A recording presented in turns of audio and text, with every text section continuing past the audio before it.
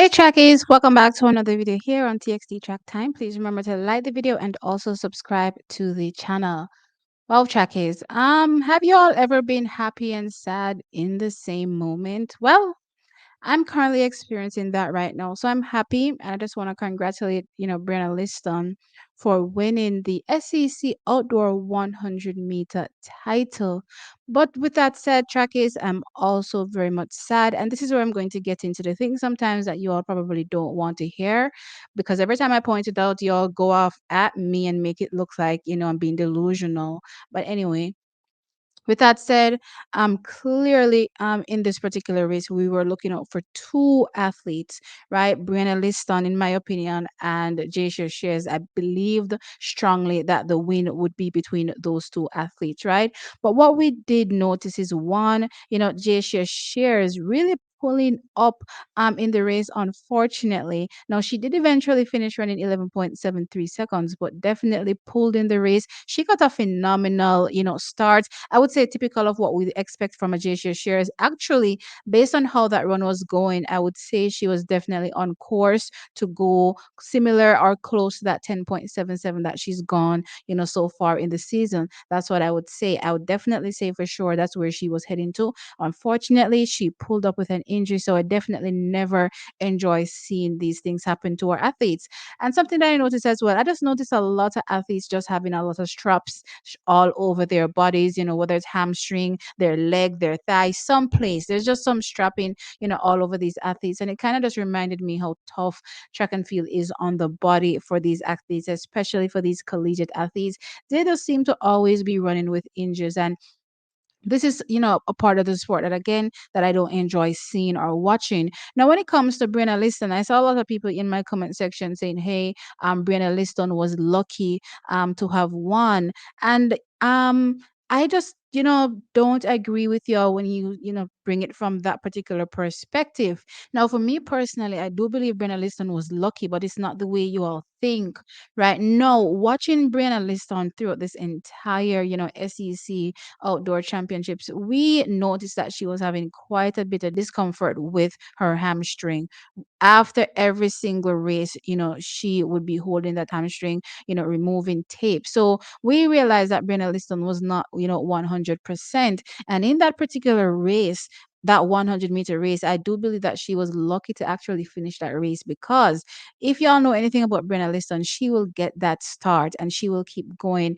And clearly, that's not what happened in this race. There's, a disconnect from from the beginning, which means that she was never going to be able to, one, catch a J share shares, or two, even execute her best race on the day. Because at this particular moment, I thought, okay, this is when the bucket, going to the well, the bottom was finally falling out.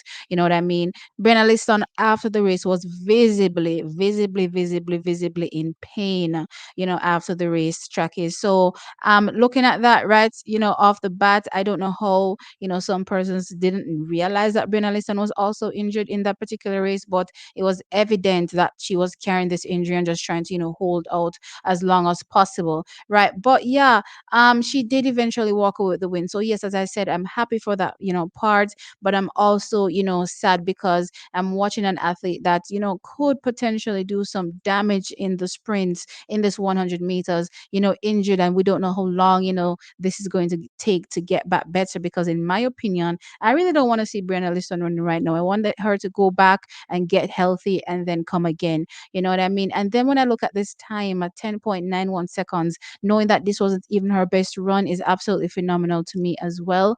Just goes to show you that if she was 100%, this race would have been mind blowing. Also, Jasia Shares, I believe that both of them would have gone, head to head in this particular race, and we would have seen one of the greatest NCAA races in history, if not the greatest NCAA race in history, whether it's from an SEC perspective or just an NCAA championship race, just one of the greatest races to go down from the NCAA levels for these collegiate athletes. I believe that's what we would have seen here. No, again, as I said, I want to touch on the tough things that sometimes you guys don't really want to talk about. But there's just this thing I noticed about with LSU where one, I see where the athletes are able to run really fast. I see where the coach is able to get these athletes to run really fast. But sometimes I do question why these athletes also end up injured a lot of the times, right? And I'm, go back to Aliyah Hobbs. A lot of times she looks like she's on the verge of doing something amazing in the sprints, and then for some strange reason she ends up injured, right? And then recently as well, looking at her favor Ophelia as well, carrying some injuries. She's coming back this year, and I'm hoping that she's able to remain healthy because she looks like one athlete that will be able to do something amazing in 2024. But again, I've been looking at it and I've been wondering to myself, why are these athletes getting injured so frequently in this particular camp? Now, this is something I pointed out, when I was on Coach's Desk, I believe last week. Interestingly, I spoke about this because I remember everybody was lauding the coaching and his achievements, and I said, well, with all that said, when it comes to these current couple girls that he's training, love the speed, love everything that I'm seeing here, but I do have to question why these athletes are ending up injured so frequently. And here we have a Brianna Lyston coming today, winning, and again, as I said, I'm happy that she won, but never in this kind of way where you're looking and you can clearly see our athletes suffering.